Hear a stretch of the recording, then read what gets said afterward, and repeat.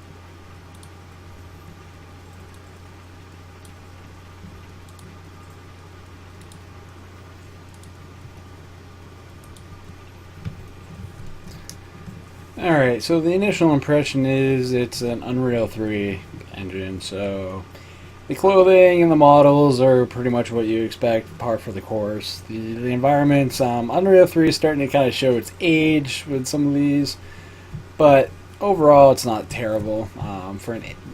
For something you'd consider an indie game, definitely not. Um, art direction is art direction is interesting. It doesn't really do much per se. It's very sci-fi-ish, like a lot of the other games, but this game actually falls into the survival horror genre. So the fact that this is a humanity survives as the World War III and all this other jazz. Picking up your PDA, interacting with stuff, and it's pretty self-explanatory. The fact that it's okay.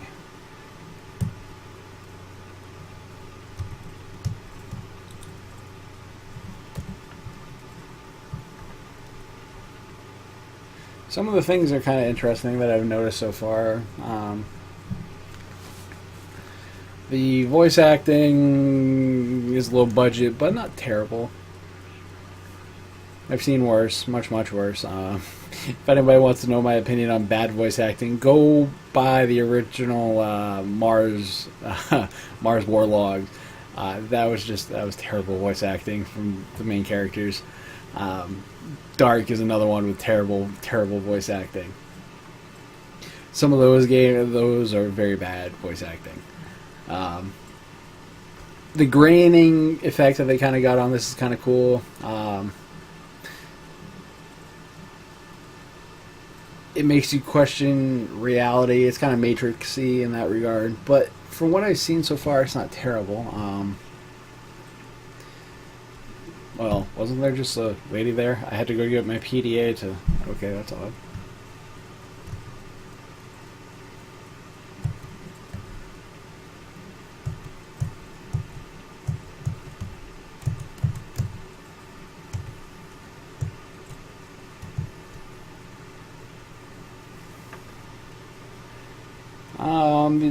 The animations, from what I can see, not terrible. A little stiff on like the running and stuff. Yeah.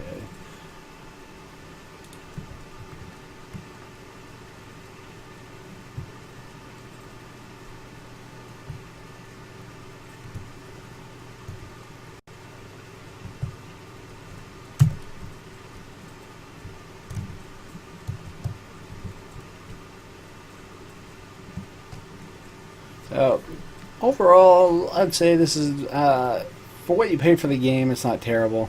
I believe you can get this on Steam for I think it's $10 now. So as a default purchase, it is not a bad game whatsoever. I do like the fact that things are highlighted, so you're not sitting there pixel hunting, which I've always detested about most games.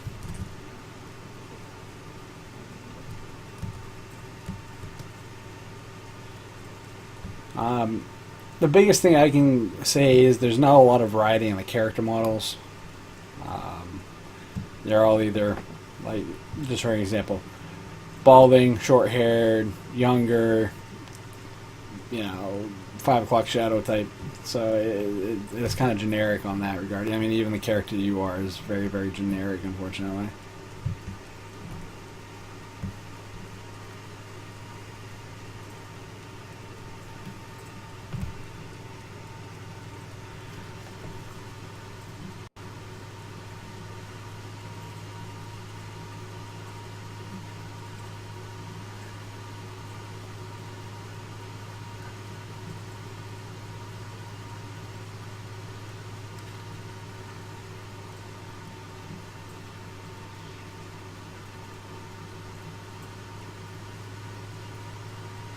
So, I don't know. The art direction is interesting so far.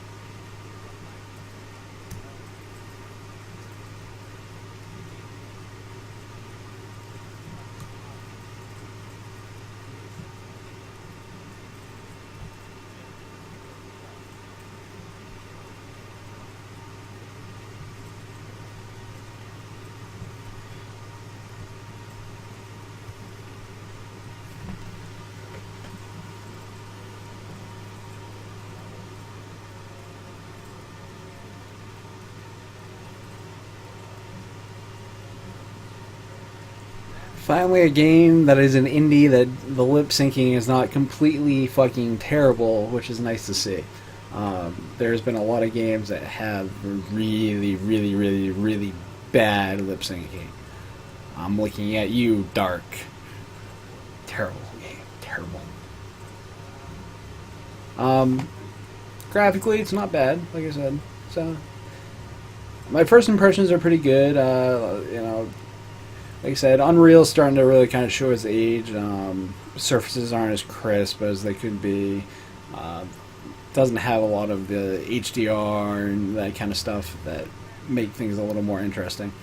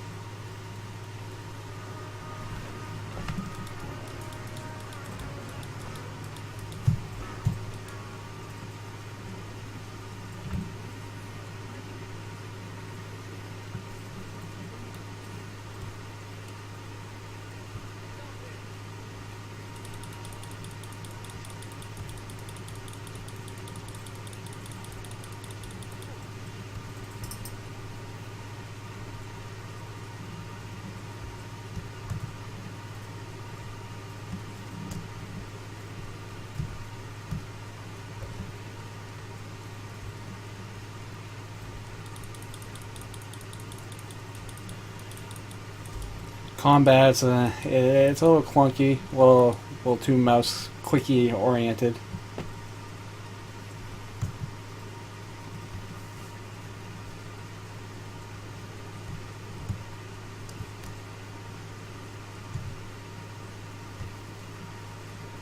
Yeah, seems very one button pushing to me, which isn't a bad thing.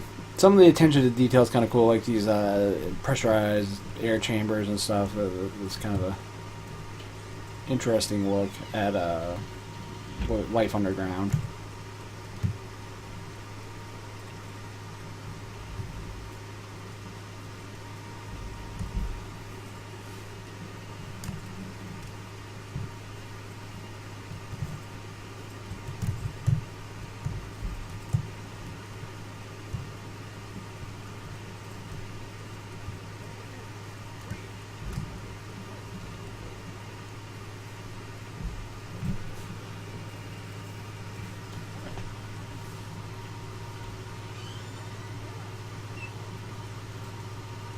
Not crazy with the female's voice acting.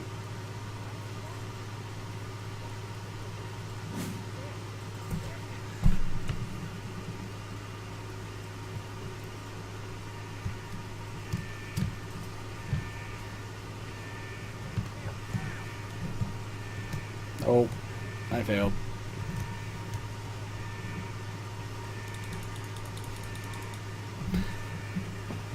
Yeah, needless to say, there's a delay between clicking the space bar and the actual run that could use some work.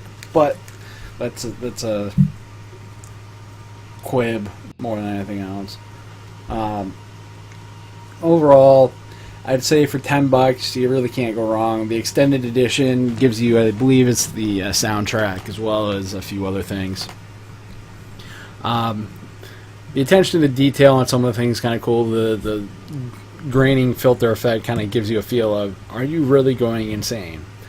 Which is nice, but on the same note, there are some things that could use some touching up. The control response is just a little too delayed, probably third of a second delay, but it's enough that you can notice it terrible when you're trying to do stuff, which is kind of annoying. But give this game a try, guys. For the price that it is, you really can't go wrong. It falls into the survival horror genre mostly, but from what I'm seeing so far, my initial impression is it's survival horror, but with a little bit of 3D adventure type of stuff, so a little point and click kind of feel to it. So it's kind of an interesting game. Give it a try. $10 on Steam. And remember, you guys actually chose this one through the greenlight process. Supposedly, that's how Steam greenlight's supposed to work. But give it a try. Until next episode, which I don't know what game we'll be doing. Any recommendations? Catch you guys later.